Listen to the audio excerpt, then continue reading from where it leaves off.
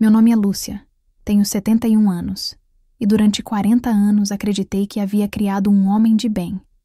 Trabalhei como professora primária a vida inteira, acordando às 5 da manhã, voltando para casa exausta, mas sempre encontrando forças para fazer o jantar para o meu filho Rodrigo. Criei ele sozinha depois que meu marido Paulo morreu num acidente de trabalho, quando o menino tinha apenas 7 anos. Foram anos de sacrifício. Mas cada vez que olhava para o meu filho estudando na mesa da cozinha, cada vez que via ele receber um diploma, cada conquista dele, eu pensava, valeu a pena. Todo o sacrifício valeu a pena. Rodrigo se formou em administração, conseguiu um bom emprego, casou com a Fernanda aos 28 anos. Eu gostei dela no começo. Era educada, bonita, sempre sorria para mim. Mas com o tempo, percebi que aqueles sorrisos eram máscaras. Por trás deles havia uma frieza, um cálculo, uma ambição que eu ainda não conseguia nomear. Mas antes de eu contar como meu próprio filho me tirou tudo que eu tinha, deixa teu like agora e se inscreve no canal. Porque essa história precisa servir de alerta para cada mãe, cada pai, cada pessoa que confia cegamente nos filhos. Aperta esse like, ativa o sininho e prepara o coração, porque o que vem a seguir vai te chocar e, espero, te ensinar algo valioso sobre proteger o que é seu. Quando Paulo morreu, além da dor da perda, ficou uma pequena indenização e um imóvel, a casa onde eu morava. Uma casa simples, de 3 quartos, num bairro classe média de Campinas.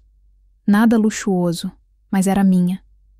Era o único patrimônio que eu tinha depois de uma vida inteira de trabalho, e eu sempre deixei claro pro Rodrigo: essa casa um dia vai ser sua, filho. Quando eu não estiver mais aqui, você vai ter um teto seguro. Ele sempre agradecia, me abraçava, dizia que eu era a melhor mãe do mundo. E eu acreditava. Meu Deus, como eu acreditava! Os problemas começaram sutilmente, como sempre acontece nas piores tragédias. Fernanda começou a fazer comentários sobre a casa. Dona Lúcia, essa casa é tão grande para a senhora sozinha. A senhora já pensou em morar num lugar menor? Ou, essa manutenção deve custar caro, né? Na sua idade, deve ser pesado. Eu sorria, desconversava.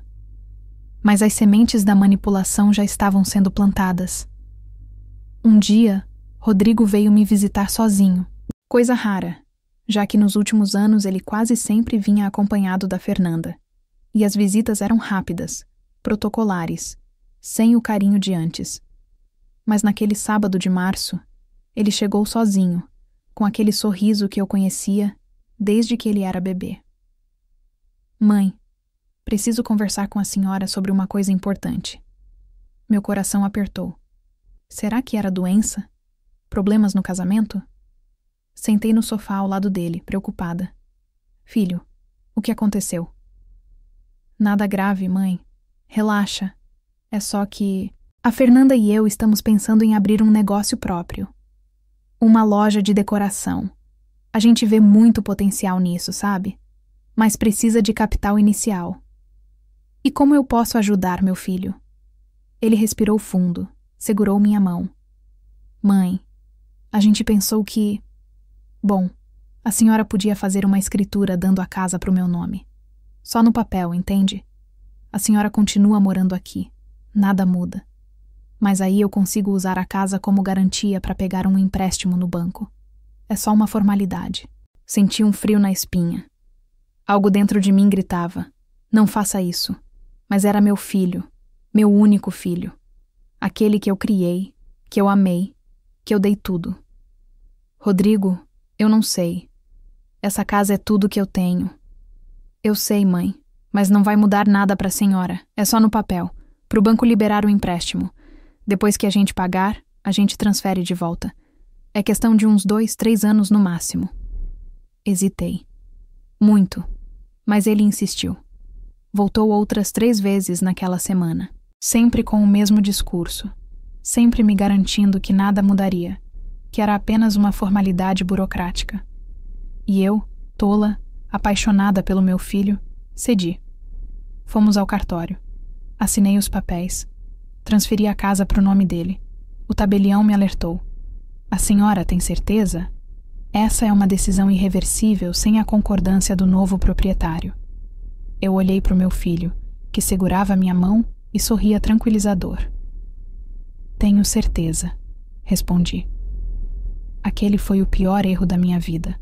Nos primeiros meses, nada mudou. Rodrigo continuava me visitando, cada vez menos, mas ainda vinha. A casa continuava no meu nome nas contas de água e luz. Eu continuava vivendo minha rotina. Até comecei a pensar que tinha sido paranoia minha, que estava ficando velha e desconfiada à toa. Até aquele domingo de julho. Rodrigo e Fernanda apareceram sem avisar. Coisa estranha, porque eles sempre ligavam antes. Eu estava fazendo almoço, um frango ensopado que o Rodrigo sempre amou. Fiquei feliz com a visita surpresa. Mãe, senta aqui. A gente precisa conversar.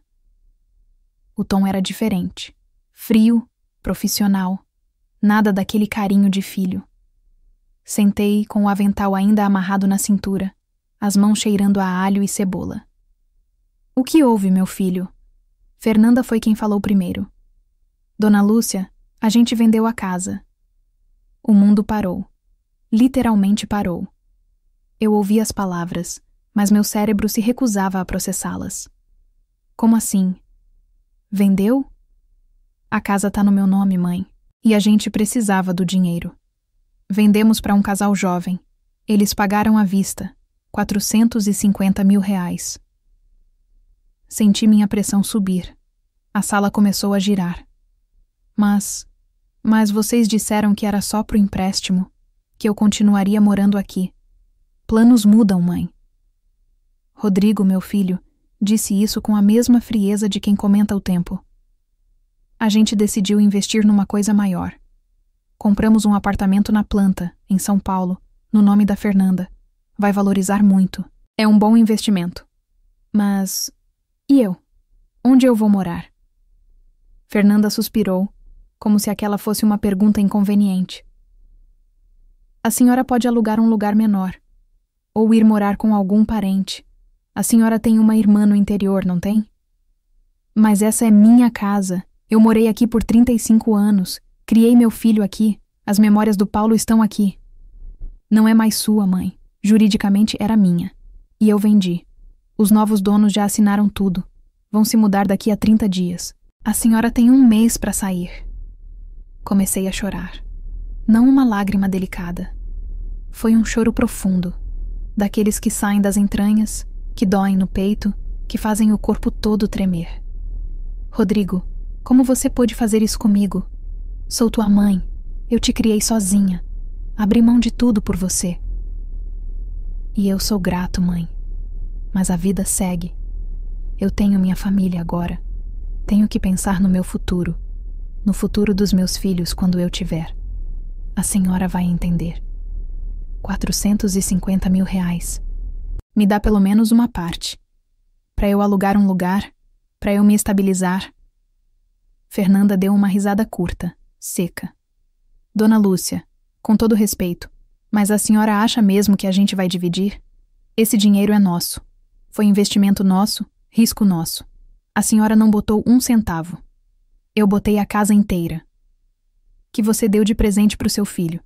Presente não se cobra de volta. Rodrigo levantou. Mãe, para de drama.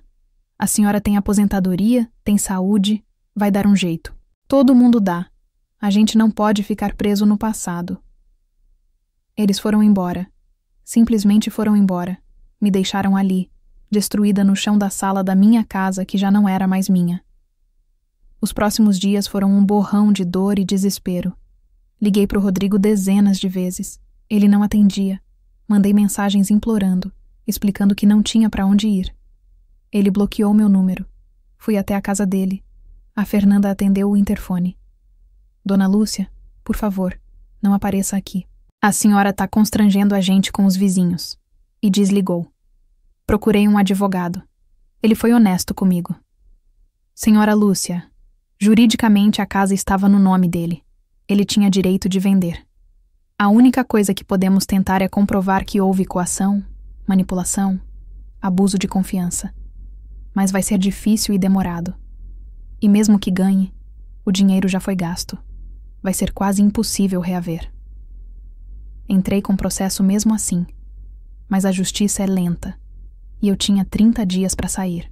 Minha irmã Clara, que morava em Itapira, no interior, me acolheu. Ela tinha uma casa pequena, 2 quartos, e morava com um marido aposentado. Fica aqui o tempo que precisar, Lúcia. Eu sempre soube que esse menino tinha algo errado. Mas eu via que era peso para ela. Eles tinham a própria rotina, a própria vida. Eu era uma intrusa, mesmo sendo bem recebida. Fiquei na casa da Clara por 3 meses. 3 meses que pareceram 3 anos. Chorava todas as noites. Não conseguia comer direito. Emagreci 8 quilos.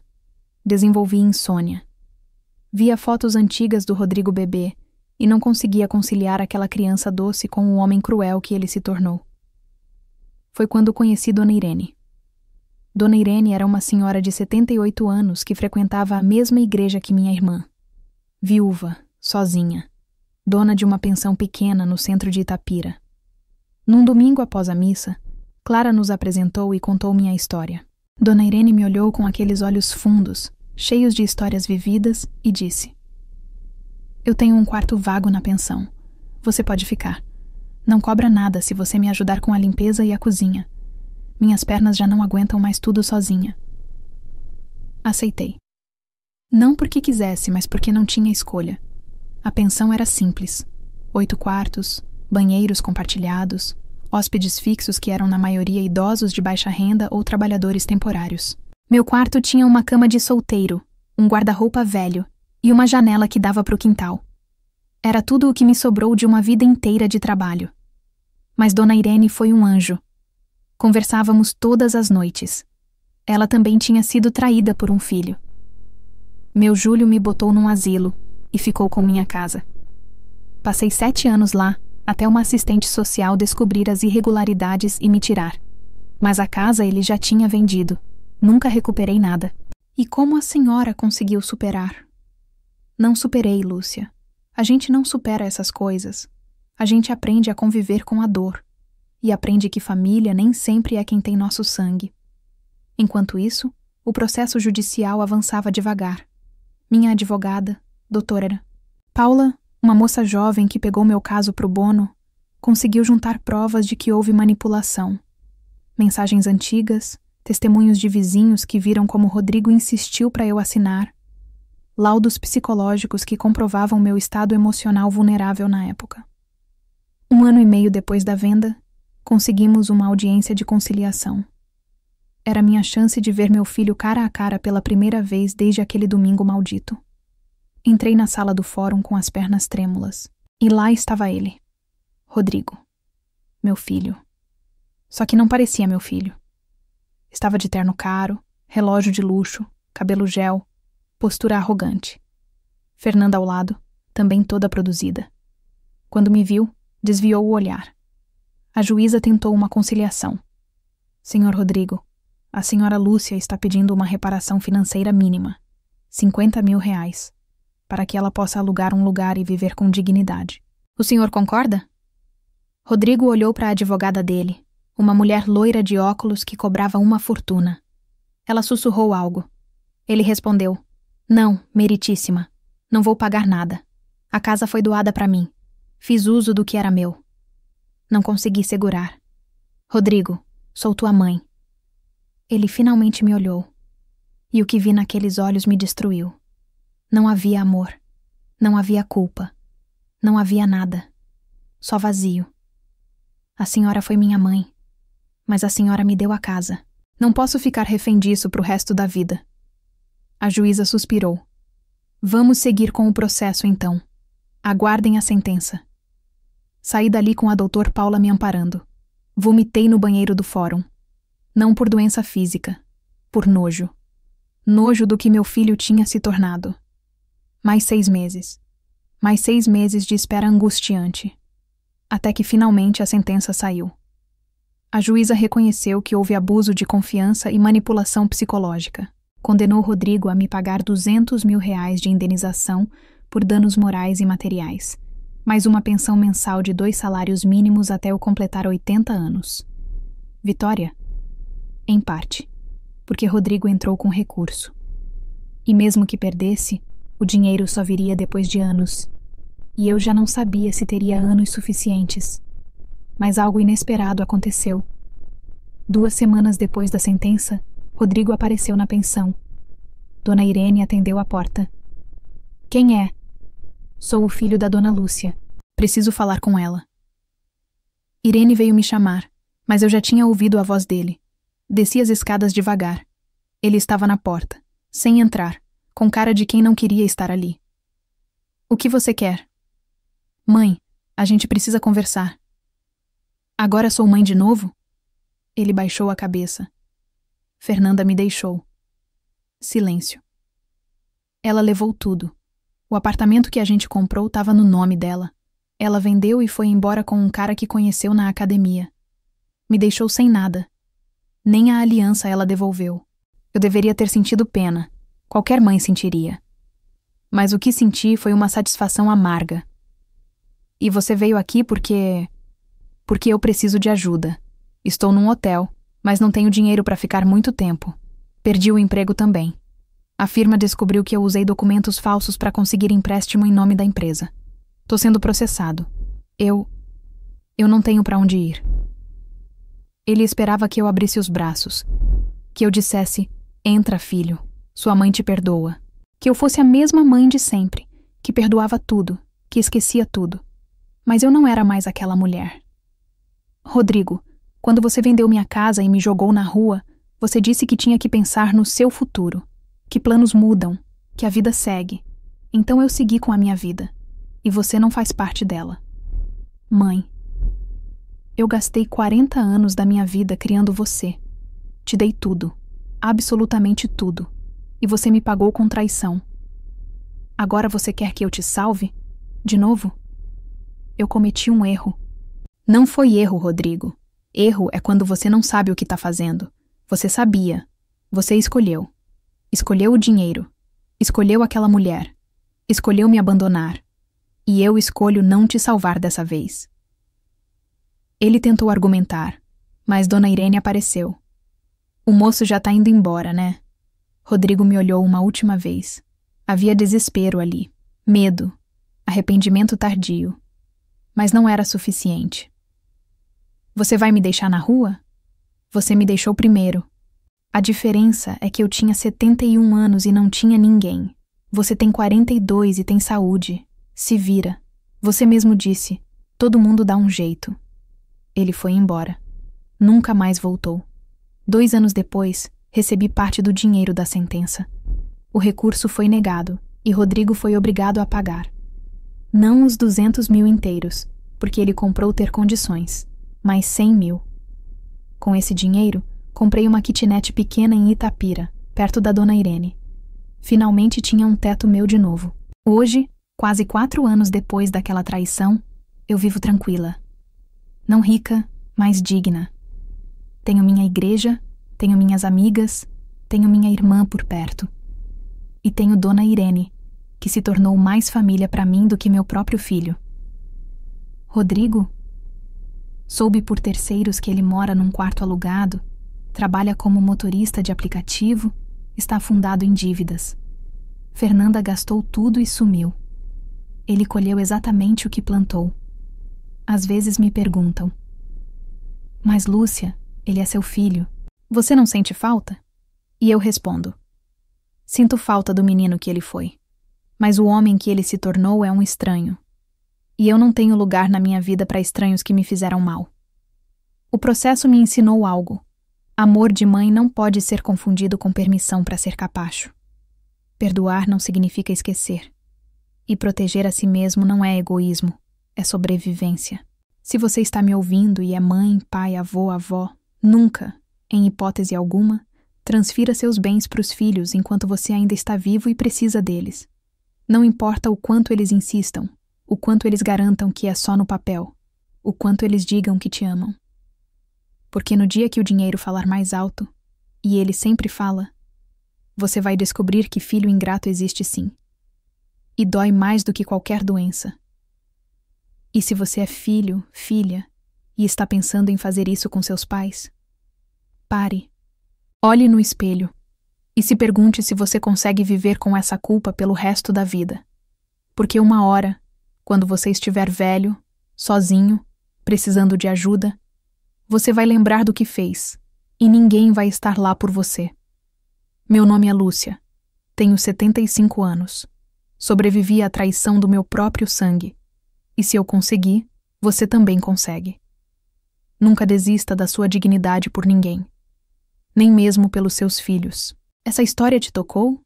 Te revoltou? Te ensinou algo? Deixa teu comentário aqui embaixo contando o que você sentiu. E se você conhece alguém que está passando por isso, ou que tem pais idosos em situação de risco, compartilha esse vídeo agora.